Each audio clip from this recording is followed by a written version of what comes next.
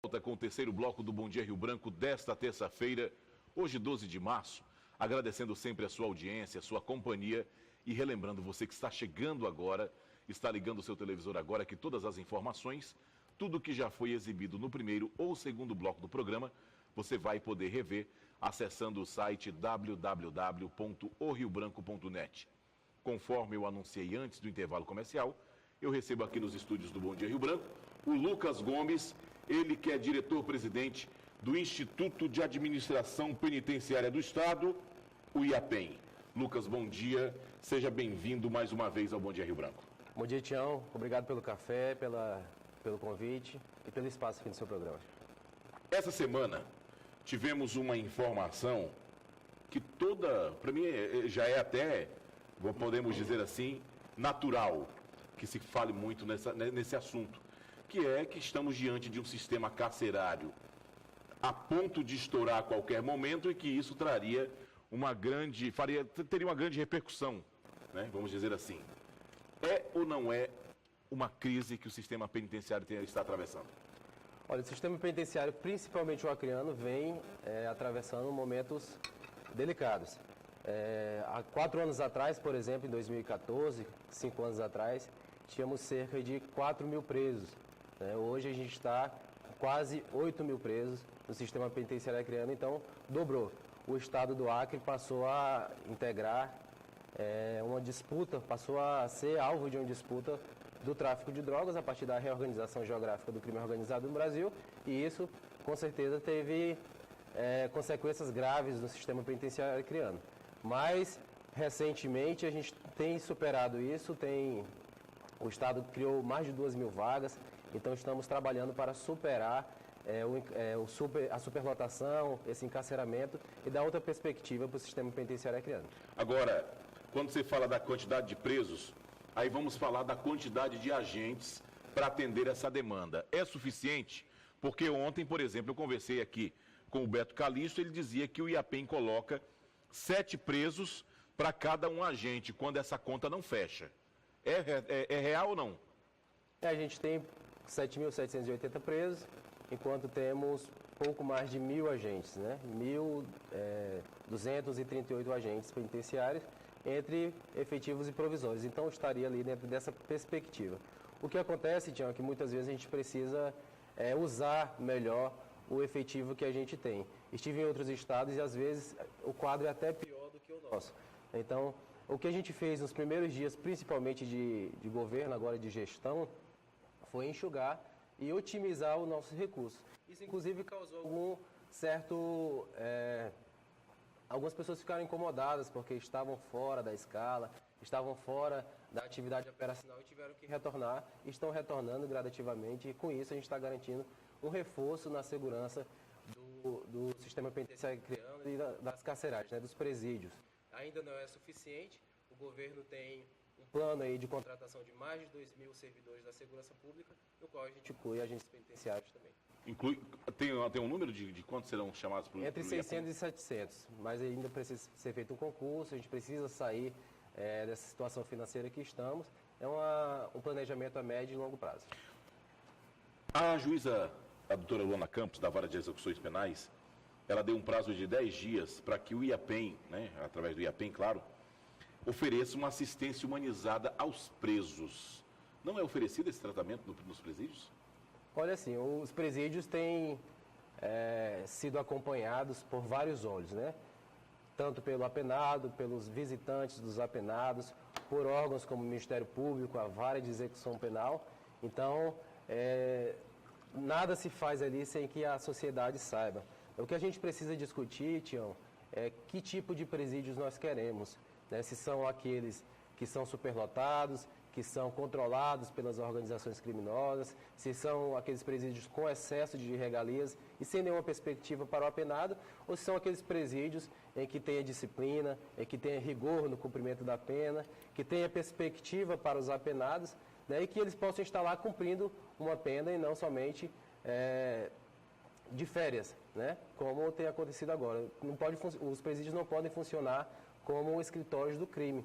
Tem que funcionar como locais de ressocialização, locais de de retorno à civilidade, né, cumprindo seu papel social. Né, porque o preso ele não vai ficar eternamente preso. Então, a nossa preocupação é como ele vai voltar para a sociedade. Quando você fala de rigor no cumprimento da pena e que os presos não estejam lá passando férias, aí me vem uma determinação da juíza de que liberasse a entrada de cigarros e ventiladores nos presídios. Você acha isso necessário? Olha, em vários presídios aqui no Acre já o cigarro não é liberado. O Cruzeiro do Sul não tem entrada de cigarro, Sena Madureira não tem entrada de cigarro. Vai contra recomendações da Organização Mundial de Saúde e também vai contra uma lei federal que proíbe o uso de cigarro em locais fechados e com aglomeração de pessoas, o que, é óbvio, é o caso dos presídios. Então a doutora Luana Campos não se ateve a essa lei? Bom, parece que não observou. A gente está recorrendo à decisão, deve levar para a Corregedoria do Tribunal de Justiça do Acre, para que reveja essa decisão, principalmente sobre o cigarro, até porque a gente precisa garantir a saúde dos não fumantes. Os fumantes têm responsabilidade sobre a sua vida, mas tem também outras pessoas, outros presos que não são fumantes, né, e que acabam sendo afetados pela fumaça do cigarro. Sobre os ventiladores, Tião, os novos modelos de prédios agora que são construídos a partir do modelo do Departamento Penitenciário Nacional, não tem tomadas no interior da cela. Então não há como existir equipamentos eletrônicos no interior das celas, justamente para inibir, inclusive, o uso do celular, do aparelho celular. Né? Então, é algo que fica impossível a gente garantir. Esses presídios novos têm uma estrutura excelente, são bem arejados, não tem calor. Lá em Sena Madureira, por exemplo, a gente já está usando vários prédios desses novos e não tem necessidade de uso de ventiladores. Às vezes, a última revista que a gente fez tinha em torno de 35 estoques, que são facas artesanais. Muitos desses estoques são feitos ali com aquele eixo central do ventilador. Então, os presos acabam arrancando aquela estrutura, raspando ali na estrutura de concreto e fazendo aquilo ali arma e objetos para quebrar a própria estrutura para tentar fuga, por exemplo. Quando a juíza faz uma determinação como essa, da entrada de cigarro e também de ventiladores, você acredita que talvez ela não conheça a realidade dos presídios e que muita coisa dentro do presídio, por exemplo, eu já falei aqui várias vezes, o osso da bisteca acaba se transformando em uma arma também. Isso. Será que ela não tem conhecimento de que muita coisa dentro de um presídio acaba virando uma arma? Olha, eu não tive ainda a oportunidade de conversar com a doutora Luana sobre essa decisão específica, mas ela tomou essa decisão após uma visita ao presídio, ao pavilhão OC, onde a gente tem iniciado esse procedimento, essa retomada da lei da ordem dentro do presídio de Rio Branco. E aí, enfim, ela tomou essa decisão a partir de reclamações dos próprios presos, né? Acabou cedendo a muita pressão dos presos, dos familiares, né? Tomando uma decisão que eu considero, inclusive, absurda. Lucas, ontem nessa conversa que eu tive aqui com o Beto Calisto, que é presidente do Sindicato dos Agentes Penitenciários, que foi eleito junto com você antes de assumir o IAPEN, ele dizia que algumas das reivindicações que você fazia lá atrás, que você se comprometeu com a categoria, tão logo sentou na cadeira de presidente do IAPEN, você esqueceu e que estaria fazendo o jogo do governo, esquecendo a sua categoria.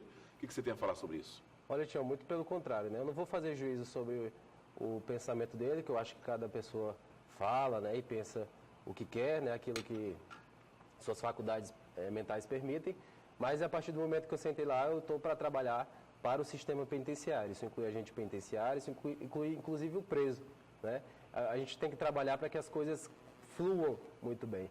E o que eu tenho feito, eu recebi o Beto lá várias vezes já, tive inclusive com ele ontem. Ontem ele esteve lá, ele falou que iria estar lá com você. Estive com ele ontem e às vezes acaba entrando em conflito alguns interesses. Por exemplo, já recebi ele várias vezes pedindo para que eu retirasse alguns servidores dentro da carceragem porque não se sentiam seguros. E o que eu expliquei para ele foi: olha, Beto, se eu tirar ele lá de dentro porque não se sente seguro, ele vai se sentir seguro fora e vai comprometer a segurança dos que estão lá dentro. Então, às vezes, entra em choque esse tipo de conflito. E o que a gente precisa fazer, Tião, é ter responsabilidade dentro do IAPEN e garantir a segurança dos apenados, dos visitantes e dos servidores que ali trabalham, né? Então, é algo que a gente precisa estar fazendo. Foi o que eu fiz nos primeiros dias de governo, foi trazer muitos servidores que estavam fora da carceragem, que estavam cedidos para outras secretarias, que estavam no serviço administrativo, para garantir a ordem, a lei e a disciplina dentro dos estabelecimentos prisionais e, às vezes, muita gente não se sente satisfeito com isso. Quando você fala que alguns não se sentem seguros dentro dos presídios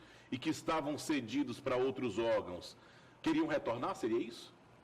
Na verdade, eles não queriam retornar, queriam ficar cedidos, ou queriam ficar em serviço administrativo, ou queriam ficar fora dos pavilhões. E, na verdade, quem fez um concurso para agente penitenciário está apto a desempenhar um papel de agente penitenciário.